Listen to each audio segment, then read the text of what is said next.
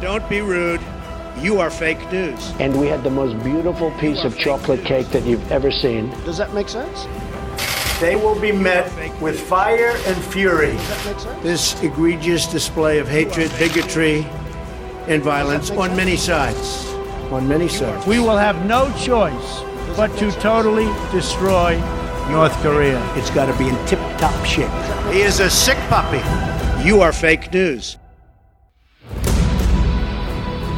Bonjour et bienvenue dans Trump 2020, le podcast Slate IFRI TTSO qui décrypte la campagne présidentielle américaine avec Laurence Nardon, chercheuse à l'IFRI. Bonjour Laurence. Bonjour Christophe. Le 31 août, au Texas, un homme a tiré au hasard sur les passants dans les villes de Midland et d'Odessa. Bilan, 7 tués. Début août, ce sont 22 personnes qui ont trouvé la mort dans une fusillade à El Paso, toujours au Texas. Ces événements ont relancé le débat sur la question du port d'armes. Sur ce sujet, comme sur beaucoup d'autres, Donald Trump a pris des positions contradictoires. En février 2017, juste après son arrivée à la Maison-Blanche, il a supprimé un décret de Barack Obama qui prévoyait l'obligation de procéder à des contrôles d'antécédents psychologiques pour les acheteurs d'armes. Un an plus tard, contre toute attente, Trump a annoncé l'interdiction des bump stocks. Les bump stocks, ce sont ces accessoires qui permettent de tirer en rafale avec un fusil d'assaut, par exemple. Alors il faut dire qu'entre ces deux décisions, il y a eu la tuerie de Parkland, 17 morts dans un lycée de Floride en 2018. Un choc qui a renforcé le mouvement anti-armes. Depuis, on avance, lentement, tant le rapport des Américains aux armes s'inscrit dans une histoire et une logique très anciennes, toutes deux liées au deuxième amendement à la Constitution. Laurence, est-ce que vous pouvez nous rappeler le principe de cet amendement ? Oui, Christophe, le second amendement qui a été adopté en 1791 pose très clairement le droit pour les citoyens américains de posséder des armes, en le remettant toutefois dans l'idée de créer des milices d'autodéfense qui sont présentées comme l'une des conditions pour avoir un État libre. Qu'est-ce que ça veut dire ? Ça veut dire que, au moment de la Révolution américaine, les pères fondateurs ont considéré que le droit de porter des armes, c'était vraiment la condition de la liberté, et notamment la condition de la liberté par rapport à un tyran, comme ils considéraient à l'époque le roi d'Angleterre. Il faut rappeler qu'en Europe, depuis le Moyen-Âge, on est dans un système où les habitants renoncent au droit de porter des armes en échange d'une promesse de sécurité qui leur est apportée par la puissance publique. Alors à l'époque, c'était le seigneur local, aujourd'hui c'est la police et la gendarmerie, et c'est comme ça que ça marche. Aux États-Unis, les colons voulaient récupérer ce droit de porter des armes parce qu'ils considéraient que la puissance britannique était illégitime à l'époque. Et c'est pour ça que ce second amendement a été adopté. Aujourd'hui, cette vision, elle s'inscrit dans la philosophie libertarienne qui est très très présente aux États-Unis et qui consiste à penser que chaque individu doit être absolument responsable de lui-même, sans dépendre de qui que ce soit et surtout pas d'un État qui est jugé illégitime. Et c'est pourquoi l'un des arguments les plus radicaux des pro-guns, c'est-à-dire les partisans du port d'armes très, très libres aux États-Unis, est de dire que finalement, les problèmes de sécurité ou de fusillade auxquels on assiste si régulièrement pourraient être réglés très facilement.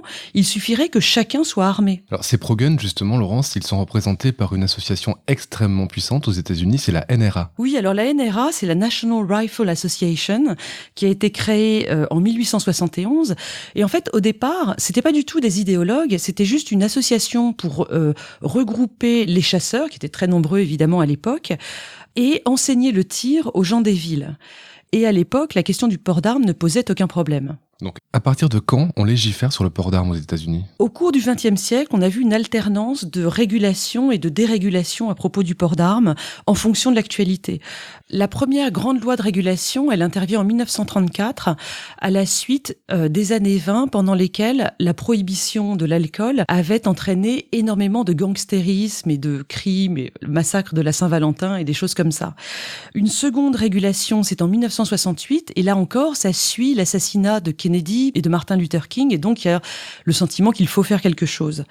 La dernière grande loi, c'est celle de 1994, la loi Brady, qui a suivi l'attentat raté contre Reagan en 1981.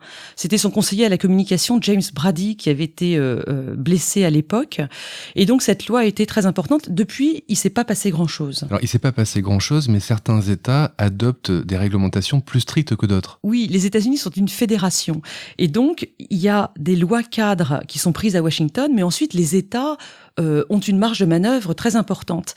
On voit une grande différence entre les États démocrates, comme par exemple la Californie ou les États du nord-ouest des États-Unis, dans lesquels la loi sur le port d'armes est très stricte, et des États au contraire où c'est extrêmement dérégulé, les États du Sud et les États du Grand Ouest, le Montana, le Wyoming, etc., dans lesquels on peut très facilement avoir des armes. Et d'ailleurs, le taux d'accidents et de fusillades et de morts par arme à feu est extrêmement élevé dans ces États. Et du coup, Laurence, il semble qu'il n'y a pas un mois sans fusillade aux États-Unis. Les États-Unis, une nouvelle fois endeuillés par une fusillade au Texas. Deuxième fusillade de masse en moins de 24 heures aux États-Unis. Une nouvelle fusillade au pays où les armes à feu sont en vente libre. Cela s'est produit à Virginia Beach. Une nouvelle fusillade dans un lycée en Floride hier soir. 17 personnes, des élèves et des professeurs ont été tués. Un chiffre à titre de comparaison, il y a eu en 2016 10,6 morts par arme à feu pour 100 000 habitants aux États-Unis, contre 2,7 seulement en France et 0,9 en Allemagne. Plus précisément, en 2018, il y a eu 15 000 morts par arme à feu dans le pays, dont 60% de suicides, et pas moins de 337 fusillades, soit quasiment une par jour. Et quelles sont les propositions des anti-armes américains pour enrayer ce phénomène ? Alors, le contrôle des armements peut se faire de manière très différente. En fait, il faut additionner plusieurs types de mesures. On peut d'abord contrôler les acheteurs. Et ça, c'est ce fameux registre qui a été créé par la loi Brady de 1994 qui vérifie les antécédents juridiques des gens et éventuellement psychologiques. On peut ensuite contrôler les types d'armements qui sont vendus et, par exemple, la loi Brady, encore elle, avait interdit les armes d'assaut pendant 10 ans, donc de 1994 à 2004. C'est cette provision qui n'a pas été renouvelée depuis. Et puis enfin, on peut contrôler les points de vente. Et il faut savoir qu'aujourd'hui, il y a un vide juridique sur la vente par Internet. Les ventes entre États ne sont pas très bien régulées non plus. Et puis enfin, les foires et les salons, il y a aussi des progrès à faire. Et c'est donc cet ensemble de mesures qu'il faudrait mettre en place. Sur le papier, ça n'a pas l'air si compliqué que ça. Pourquoi ça coince ? Eh bien, parce que la NRA, dont on parlait tout à l'heure, est devenue, depuis 1977, lorsqu'elle a été prise en main par des idéologues, un lobby vraiment extrêmement strict et extrêmement puissant sur les questions de port d'armes. La NRA, qui a 4 millions d'adhérents, finance les campagnes électorales de nombreux membres du Congrès, et ensuite elle suit un compte très sévère de leur vote sur les questions de port d'armes et elle les punit s'ils suivent pas la ligne de la NRA. Et du coup, rien ne peut avancer au Congrès aujourd'hui. Est-ce que l'opinion évolue sur le sujet ? Est-ce que ça peut être un thème de campagne ? Oui, parce que l'opinion publique est favorable à une meilleure régulation.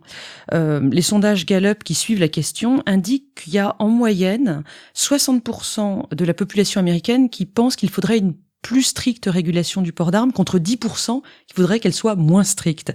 Et ça, évidemment, ça s'accroît à chaque massacre important.